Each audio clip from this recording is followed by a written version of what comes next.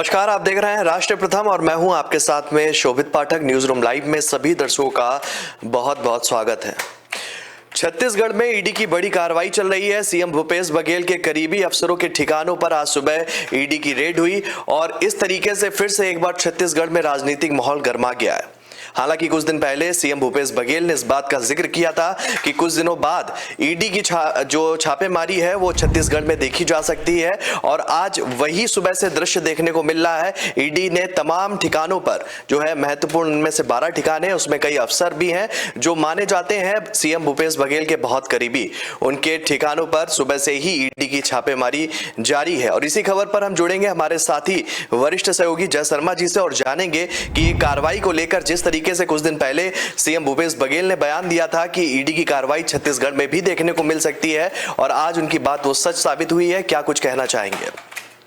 शोभित, सबसे पहले बता दूं कि जिस तरीके से भूपेश बघेल ने कहा था कि ईडी की कार्रवाई देखी जा सकती है और आज देखने मिल रही है, यानी कुछ ना कुछ तो है, क्योंकि जितने भी लोग हैं उनके नाम भी अब सामने आ गए हैं। ये अभी थोड़ा सा अपडेट भी मैं देना चाहता हूं, पर ये मंगलवार के राज्य के वरिष्ठ अधिकारियों और ये वरिष्ठ अधिकारियों के नाम भी अब खुल चुके हैं। कुछ व्यवसायी भी है, कुछ सत्तारूढ़ दल कांग्रेस के कुछ नेताओं के ठिकानों पर भी अभी छापेमारी चल रही है। ये छापेमारी की खबर आते ही अभी पूरी तरह से अब देखना चाहे तो उच्च स्तर सूत्रों ने यह भी जानकारी दी है, अभी जिस तरीके से ग्रुप में आया उस तरीके से, कि ईडी ने आज सुबह जो राज्य के रायपुर, रायगढ़, महामसूद और कोरबा समेत अन्य जिलों में छापेमारी की कार्यवाही शुरू की है। और ये कार्यवाही कहां, किसके वहां हो रही है, उसकी भी थोड़ी सी डिटेल्स आई है शोभित, वो भी मैं आपके साथ शेयर करूंगा। ईडी ने जिन लोगों के ठिकानों पर जो छापेमारी की है उनमें से एक जो है वो जिलाध्यक्ष भी है और सरकार के करीबी कुछ वरिष्ठ अधिकारियों का भी नाम शामिल हुआ है। व्यवसायी है और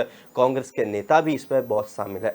और जो ये पूरी छापेमारी है और ये छापेमारी के संबंध में ईडी ने किसी भी अधिकारी के अभी तक पुष्टि नहीं की थी, पर अब पुष्टि हुई है। इससे पहले सितंबर में भी आयकर विभाग ने राज्य में इस्पात और कोयला व्यवसाय से जुड़े व्यवसायिकों के ठिकाने पर भी छापेमारी की थी। यानी आप देखिए कि सबसे पहले ये व्यवसायी को वहां पे छापेमारी की गई थी। अब ये साल जून और जुलाई में आयकर विभाग ने कांग्रेस शासित ये पूरा जो छत्तीसगढ़ है उसमें कोयला व्यापारी, क्योंकि कोयला से रिलेटेड बहुत सारी सुर्खियां आती रहती है शोभित, उस तरीके से अब ये आयकर विभाग अब कोयला व्यापारियों के वहां पे गए और कोयला व्यापारी सूर्यकांत तिवारी के परिसर में ये पहला नाम खुला है और मुख्यमंत्री कार्यालय में तैनात एक अधिकारी के घर समेत कई जगहों पर अभी तलाशी ली गई थी। और छापेमारी के बाद तिवारी ने दावा किया था कि आयकर विभाग ने अधिकारियों ने उनसे कहा था कि अगर वे राज्य सरकार को गिराने के लिए कांग्रेस विधायक के साथ अपने संबंधों का इस्तेमाल करते हैं तो वे मुख्यमंत्री बन सकते हैं। यानी ये छापेमारी और ये दोनों चीजों की बात करें शोभित तो ये दोनों रिलेटेड चल रही है। और ईडी ने जो अधिकारी के वहां छापे मारे उनकी भी लिस्ट सामने आई है। सीओ में उप सचिव सौम्या चौरसिया है, फिर सीए विजय मालू देवेंद्र नगर रायपुर के है, फिर रायगढ़ कलेक्टर रानू शाह और अग्री चंद्रशेखर, ये सब नाम सामने आए हैं। सूर्यकांत तिवारी भी है और साथ में खनन प्रमुख आईएएस जेपी मौर्य रायपुर महासुदन में इन ठिकानों पर छापेमारी की गई है। विकास निगम अध्यक्ष और पूर्व विधायक अग्नि चंद्रशेखर लक्ष्मीकांत तिवारी, अजय नायडू जो सूर्यकांत तिवारी के करीबी है, कांग्रेस जिला अध्यक्ष बादल मक्कड़ रियल एस्टेट बिजनेसमैन है, सनी लुनिया जो है उनसे पहले आयकर विभाग ने भी इस साल जून में मुख्यमंत्री भूपेश बघेल के कार्यालय में तैनात उप सचिव जो उप सचिव है उनका नाम है सौम्या चौरसिया के 2 ठिकानों समेत 7 जगहों पर छापेमारी की थी। और ये अभी की जो छापेमारी है अन्य 5 ठिकाने बिजनेसमैन सूर्यकांत तिवारी से भी जुड़े थे।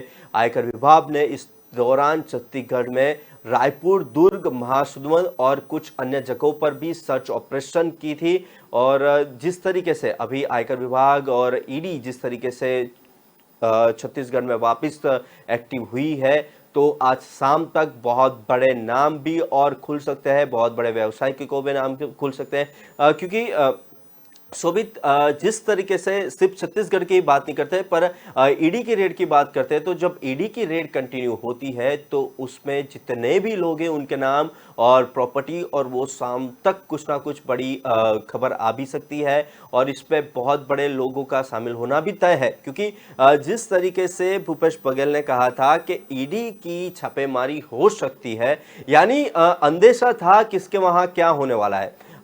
ये मैं तौर पे कह रहा हूं, क्योंकि जिस तरीके से उन्होंने कल कहा और आज छापेमारी हुई, यानी कुछ ना कुछ लिंक है। और पिछले कुछ टाइम में भी उनके बहुत करीबी लोगों के वहां पे भी छापेमारी हुई थी, फिर उसके बाद उनके ऊपर कार्रवाई की गई है। तो ईडी की जो प्रोसेस है उसको देखा जाए तो जो छापेमारी अभी चल रही है, ये छापेमारी में और भी नाम खुल सकते हैं, बड़े नाम खुल सकते हैं, बड़े लोग का चेहरा सामने आ सकता है।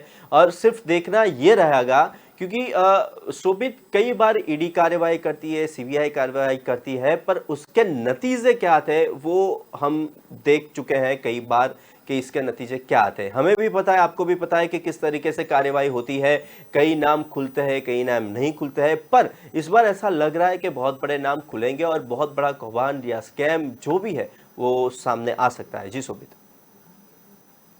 बिल्कुल निश्चित ही तौर पर कह सकते हैं कि जो जांच एजेंसियों के द्वारा विगत कुछ महीनों में लगातार ईडी की कार्रवाई देखने को मिल रही थी, वो अपने आप में ही उस पर विपक्षी दल थे। उन्होंने एक आरोप लगाया था और उन्होंने कहा था कि जो वर्तमान सरकार है वो अब अपने हथकंडे को अपनाने के लिए जांच एजेंसियों का गलत इस्तेमाल कर रही है।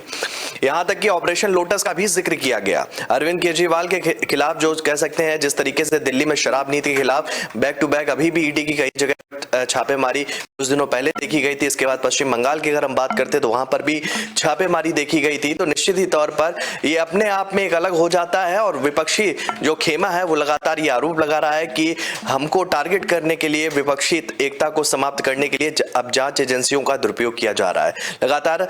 और आगे क्या कुछ दृश्य देखने को मिलेगा इसका भी जिक्र हम अपने जो कार्यक्रम है उसके द्वारा करते रहेंगे। बढ़ते हैं दूसरी खबर की तरफ। केजरीवाल का गुजरात दौरा कितना अहम साबित हुआ है? इस बार क्या गुजरात के दौरे से आम आदमी पार्टी गुजरात में कुछ कमाल दिखा पाएगी? क्योंकि लगातार जिस तरीके से अगर हम बात कर रहे हैं, अरविंद केजरीवाल तकरीबन 15 या 10 दिनों में एक बार उनका गुजरात दौरा होता हुआ देखा जाता है। कभी उनके साथ राघव चड्ढा की उपस्थिति होती है, कभी उनके साथ भगवंत मान जो पंजाब के मुख्यमंत्री हैं उनको देखा जाता है। और वो इस बात का जिक्र करते हुए जनता के बीच में जा रहे हैं कि अगर गुजरात की जनता आशीर्वाद के रूप में उन्हें सत्ता सौंपती है तो इस बार निश्चित ही तौर पर गुजरात का विकास होना स्वाभाविक है, जो भारतीय जनता पार्टी के कार्यकाल में नहीं हो पाया। ऐसा आरोप है अरविंद केजरीवाल का। और इसी मुद्दे पर फिर से जुड़ेंगे अपने साथी वरिष्ठ सहयोगी जय शर्मा जी से और जानेंगे कि गुजरात दौरे में केजरीवाल की जो ताकत है वो कितनी बढ़ रही है, बढ़ भी रही है या कम हो रही, क्योंकि आप गुजरात से ताल्लुक रखते हैं और गुजरात की पृष्ठभूमि को बहुत अच्छे से समझते हैं। आपसे ही जानना चाहेंगे कि वर्तमान परिदृश्य अरविंद केजरीवाल का किस तरीके का है गुजरात दौरे को लेकर। शोभित, सबसे पहले बता दूं कि अरविंद केजरीवाल, राघव चड्ढा और भगवत मान, आप तीनों ने जो नाम लिया, आपने ये तीनों के नाम लिए, वो अभी जिस तरीके से पंजाब में उन्हें जिस तरीके से पूरी जीत मिली, दिल्ली मॉडल मिला, फिर ये बहुत सारे उन्होंने पॉइंट्स इकट्ठा किए स्कूल के, मोहल्ला क्लिनिक के, और वो सब फ्री बिजली और ये सब, ये हमने पहले बात की थी। अभी उसको विस्तार से ले तो जितनी बार केजरीवाल आए हैं, राघव चड्ढा जी आए या फिर भगवत मान आए, तब कुछ ना कुछ नया देखने मिला है। और मैं ये कहने में थोड़ा सा भी असमंजस नहीं होऊंगा कि जिस तरीके से बीजेपी जो कैंपेनिंग करती थी, जिस तरीके से भीड़ इकट्ठा होती थी और जिस तरीके से लोग की लोक चाहना अब आप में दिख रही है, और जिस तरीके से राघव चड्ढा, भगवत मान, अरविंद केजरीवाल भी कह चुके हैं कि हमारी लोक चाहना बढ़ते ही भाजपा डर चुकी है, ये वर्ड उनके है।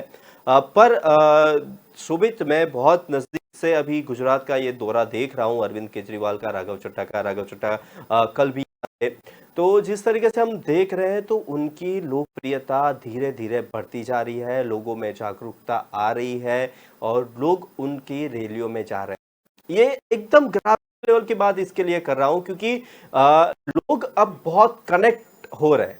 जो मोदी मैजिक, पहले जो वर्ड था गुजरात में कि मोदी मैजिक चल रहा है, उसी तरीके से अभी देखने जाए तो आप मैजिक चल रहा है, केजरीवाल मैजिक चल रहा है।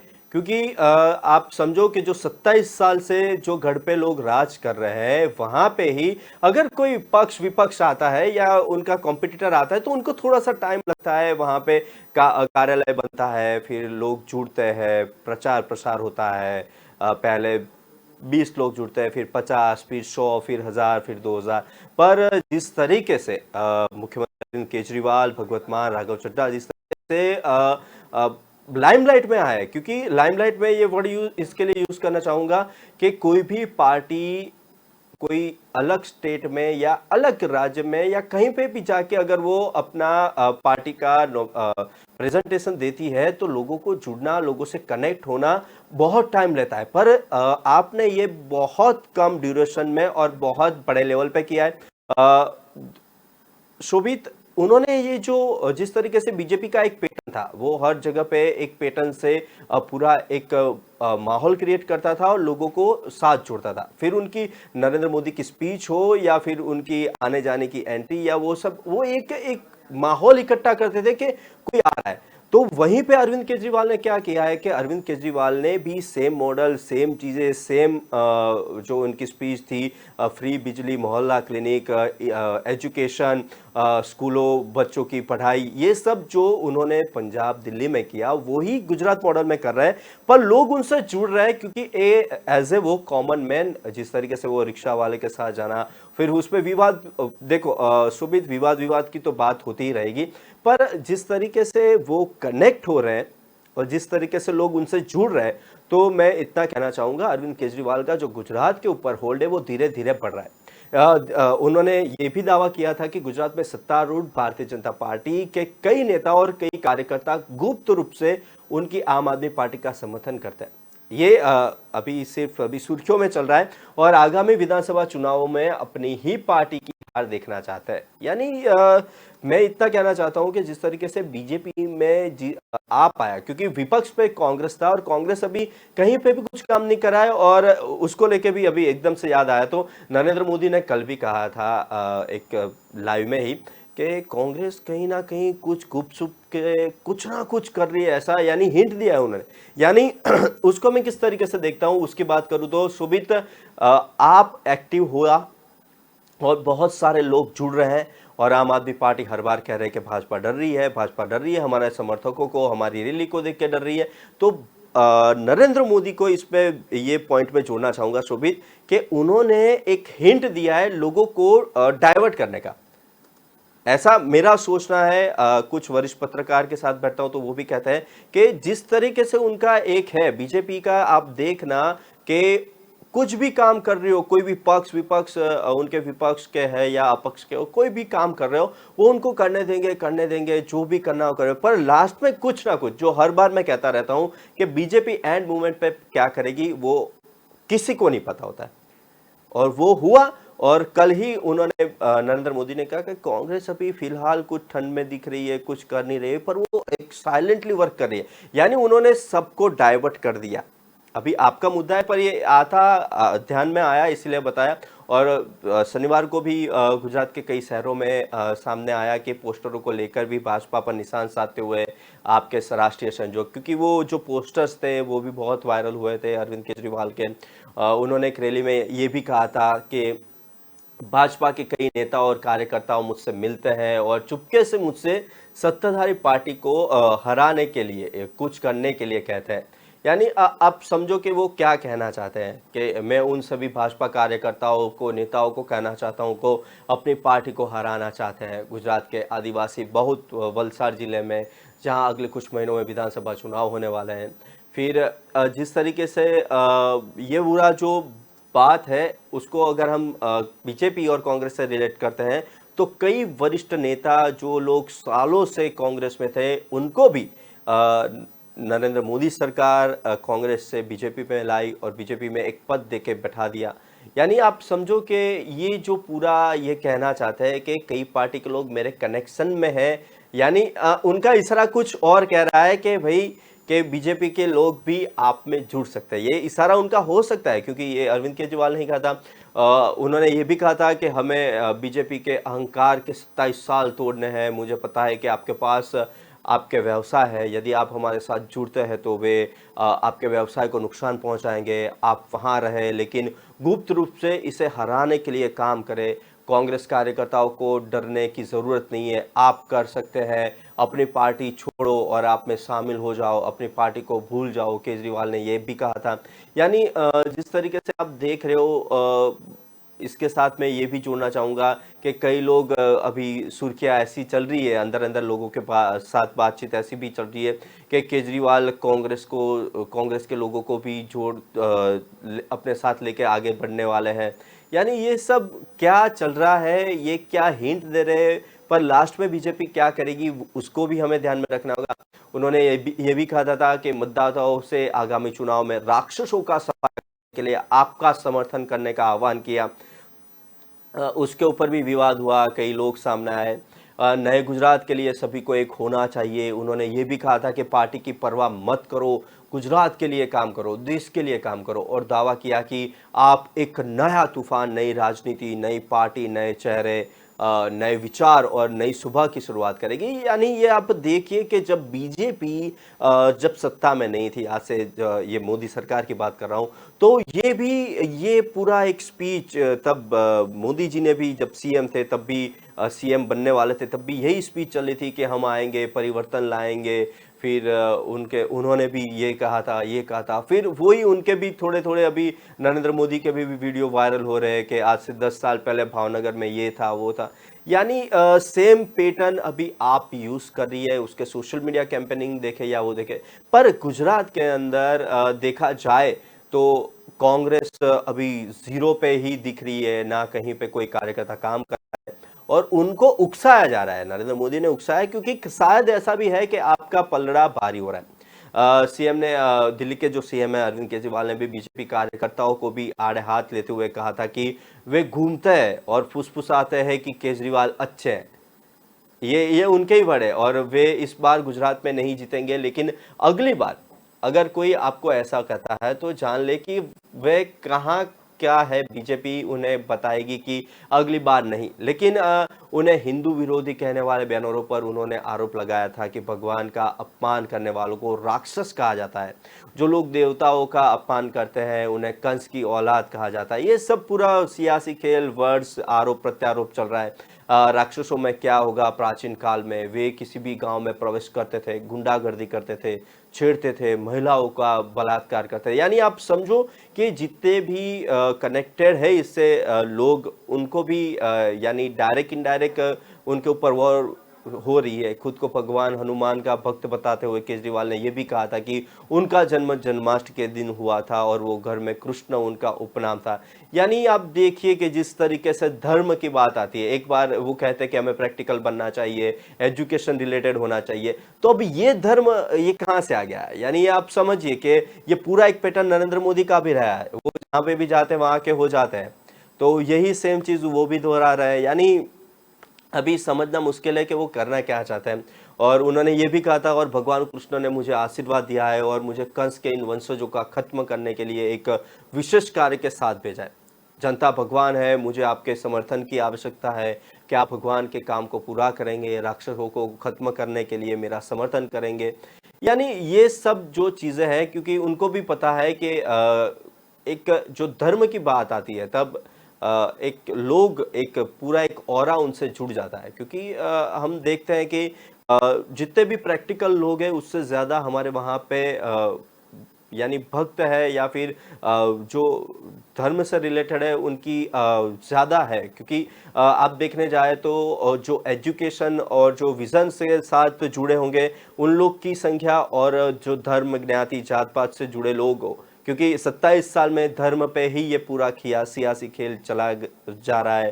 तो देखने जाए तो ये धर्म से रिलेटेड लोगों की एक ग्रुप है जो एक इकट्ठा बोलते हैं, वो बहुत ज़्यादा है।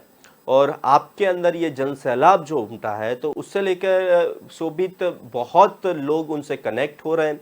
आपकी रैली आप देखिए, फिर देखो कुछ भी काम होगा तो उसमें कुछ ना कुछ प्लस माइनस तो होगा, आरोप प्रत्यारोप भी हो गए, विवाद भी होने ही वाला है था।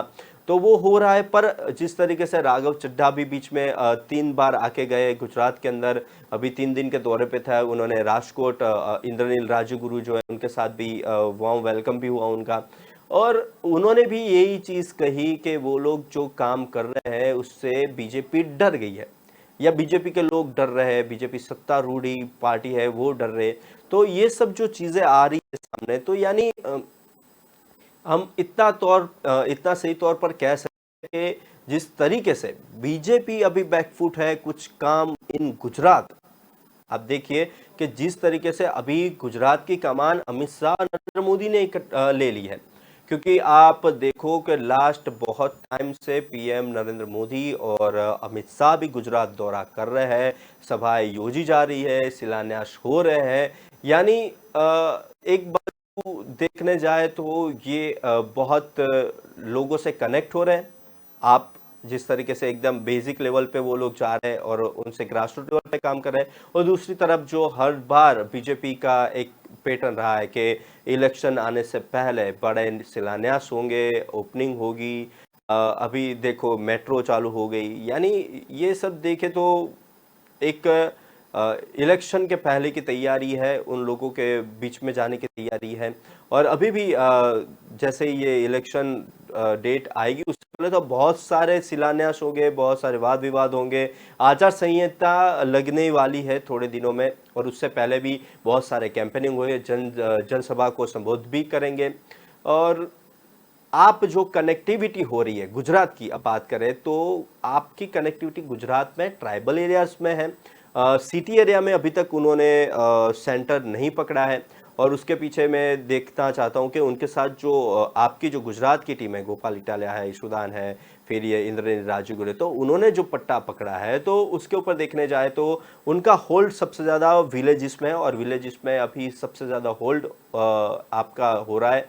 क्योंकि जिस तरीके से आपकी मैं रैली और वो सब देखता हूँ तो जनमेदनी देखता हूँ, एक वीडियो भी वायरल हुआ था जब शायद वो वलसाड़ या छोटा उदेपुर साइड का ही था, ट्राइबल एरियाज का था, जिसके अंदर अरविंद केजरीवाल कुछ स्पीच दे रहे थे और बहुत तेज बारिश हो रही है, तो लोग अपने कुर्सी पे यानी कुर्सी पे बैठते हैं, पर वो लोग खड़े हो गए, कुर्सी अपने माथे पर रख दी, भीग ना जाए, पर उन्होंने केजरीवाल को सुना। यानी वो कनेक्ट हो रहे हैं गुजरात के अंदर। आप बहुत साइलेंटली वर्क कर रही है और लोगों से जुड़ रहे हैं, और गुजरात के अंदर आपके अंदर उनकी लोक चाहना बढ़ रही है। और सबसे बड़ी बात कि जिस तरीके से भ्रष्टाचार को खत्म करेगी, और साथ में गुजरात में मुफ्त बिजली मिलेगी, मुफ्त पानी मिलेगा, 15 लाख नौकरियां मिलेगी, बेरोजगारी भत्ता प्रदान करने के सहित बहुत सारे उन्होंने वादे भी किए हैं। और वो वादे कितने खरे उतरेंगे वो भी देखना चाहेंगे अगर उनकी सरकार बनती है तो। क्योंकि देखने जाए तो ये सब बातें जिस तरीके से उन्होंने विषय का मुद्दा उठाया, फिर वो पेंशन और उसका मुद्दा उठाया, तो ये जो अभी गुजरात के जो बोले जाते हैं कि अभी जो करंट टॉपिक्स थे, जिसके अंदर एलआरडी के मुद्दे थे, ये सब टॉपिक्स उन्होंने कैच किए। यानी रिसर्च उनका 101% कह सकते हैं कि जो जो अभी बड़ी बड़ी बातें थे, जो आंदोलन हो रहे थे गांधीनगर में सचिवालय के आसपास, तो वो सब मुद्दे उन्होंने कैप्चर किया और उनसे भी वो लोगों से भी जुड़े। उन्होंने कहा कि आपकी सरकार आएगी तो ये होगा, ये जितने भी महिला है उनको ये मिलेगा। तो ये सब देखना जाए तो गुजरात के अंदर आप सरकार तो नहीं बन सकती है शोभित, खास तौर पे वो भी कहना चाहूंगा, पर कुछ ना कुछ तरीके से कांग्रेस को मिटाने में भी आप प्रॉफिटेबल रहेगी। और 2-3 सीट्स अगर आप भी जाती है तो बीजेपी को इतना कुछ नुकसान भी नहीं होने वाला है, क्योंकि एंड ऑफ द जो सरकार है वो तो बीजेपी की ही रहने वाली है। पर गुजरात के अंदर आप फैक्टर काम कर रहा है और आप फैक्टर में लोग जुड़ रहे हैं, वो उतना मैं कहना चाहता हूं। जय शर्मा जी, सभी खबरों पर विस्तार से बातचीत करने के लिए हमसे, तो निश्चित ही तौर पर कह सकते हैं जिस तरीके से जय शर्मा जी ने मुखर होकर हर चीज पर पहलुओं पर बात रखी, वो निश्चित ही बिल्कुल बात सही पैमाने पर खरी उतरती हुई फिलहाल दिखाई दे रही है। क्योंकि जिस तरीके से आम आदमी पार्टी अपने आप का दायरा जो है वो गुजरात में बढ़ाने की हर संभव कोशिश कर रही है, अब आने वाले दिनों में ये साफ हो जाएगा कि जनता उसे कितना सपोर्ट करती है। जितने की अरविंद केजरीवाल बात कर रहे हैं कि अगर कुछ दिनों पहले उन्होंने कहा था कि अगर आईबी की रिपोर्ट के माध्यम से पता चला कि अगर आज गुजरात में चुनाव हो जाए तो निश्चित ही तौर पर पार्टी बनते हुए दिखेगी, ऐसा मानना है मुखिया अरविंद केजरीवाल का। लेकिन इस बात से भी नकारा नहीं जा सकता कि 27 साल से लगातार भारतीय जनता पार्टी का मजबूत गढ़ रहा है गुजरात, और देश के भावी प्रधानमंत्री कह सकते हैं देश के मुखिया नरेंद्र मोदी ने जिस तरीके से गुजरात में 2001 से कार्यकाल की शुरुआत की, उस दौरान से और अब के गुजरात में जमीन आसमान का बदलाव देखने को मिला गुजरात के अंदर। तो इसी खबर के साथ में बढ़ते हैं तीसरी खबर की तरफ, और आपको बताना चाहेंगे कि 84 मिसाइल से हमले के बाद यूएन में भड़का यूक्रेन और रूस पर लगाया आतंकवादी देश का आरोप। क्योंकि कल जिस तरीके से लगातार एक के बाद एक हमले की घटना हमारे नजरों के सामने थी और यूक्रेन में एक बार फिर से संघर्ष बढ़ता हुआ दिखा था, क्योंकि काफी कुछ दिनों पहले जो स्थितियां वो हो गई थी वो सिर्फ बात और विवाद पर ही आधारित हो गई थी, लगातार आरोप प्रत्यारोप का दौर चल रहा था। लेकिन जिस तरीके से कल एक के बाद एक रूस की तरफ से यूक्रेन पे हमले किए गए, इससे यूक्रेन जो है वो भड़क उठा है। हालांकि कुछ नागरिकों की भी इन हमलों में मौत हुई। थोड़ा सा विस्तार से बताना चाहेंगे। मॉस्को की तरफ से ताजा मिसाइल हमले के बाद संयुक्त राष्ट्र महासभा की बैठक बुलाई गई, आपात बैठक ही बुलाई गई थी, और रूस पर यूक्रेन ने आतंकवादी देश होने का भी आरोप लगा दिया है। आपको बता दें कि रूस की तरफ से यूक्रेन के हिस्से को तोड़कर उस पर कब्जे के बाद यूएन की यह बैठक बुलाई गई थी। लेकिन पूरी बैठक पर मॉस्को की तरफ से किए जा रहे लगातार हमले और बमबारी का मुद्दा छाया रहा। अपने शुरुआती संबोधन में यूएन में यूक्रेन के राजदूत ने कड़े शब्दों में रूस की आलोचना करते हुए कहा कि रूस ने फिर से यह साबित कर दिया है कि वह एक आतंकवादी देश है और उसे रोकने के लिए संभावित कड़े कदम उठाए जाने चाहिए। पहली इमरजेंसी मीटिंग के दौरान यूक्रेन के राजदूत सर्गेई ने सदस्य देशों से कहा था कि उन्होंने रूस के आक्रमण की वजह से वे पहले ही अपने सदस्यों को खो चुके हैं। उन्होंने कहा कि करीब 84 मिसाइल और ड्रोन से जानबूझकर नागरिकों और सैन्य प्रतिष्ठानों को सोमवार को निशाना बनाकर कई शहरों पर हमले किए गए थे, और इस दौरान स्कूलों और विश्वविद्यालयों पर भी हमले किए गए। मतलब कि ये आरोप लगाया गया कि रूस जो है वो स्कूलों को भी नहीं छोड़ रहा है जहां पर बच्चे पढ़ाई के लिए तामील लेने जाते हैं, और उनको भी निशाना बनाकर रूस की तरफ से हमले किए जा रहे हैं। दरअसल रूस और यूक्रेन के बीच तनाव अब भी बरकरार है,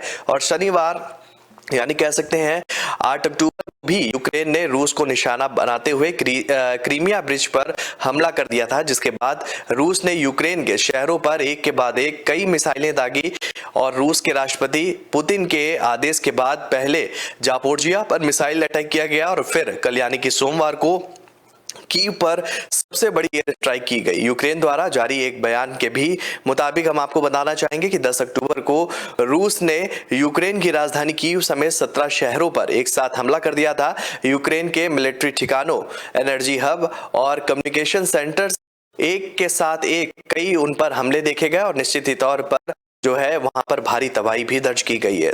तो कहने का मतलब सिर्फ यही हो रहा है कि जिस तरीके से उम्मीद जताई जा रही थी कि ये युद्ध अंतिम चरण पर पहुंच चुका है और जल्द ही इसका कुछ नतीजा है वो सभी के सामने आएगा, लेकिन ऐसा नहीं होता दिख रहा है, और लगातार जो युद्ध की तारीखें वो आगे बढ़ती हुई जा रही हैं, और यूक्रेन निश्चित ही तौर पर युद्ध की आग में जल रहा है। तो फिलहाल आज इन 3 खबरों के साथ हमने आपके सामने समक्ष जो है बात रखी।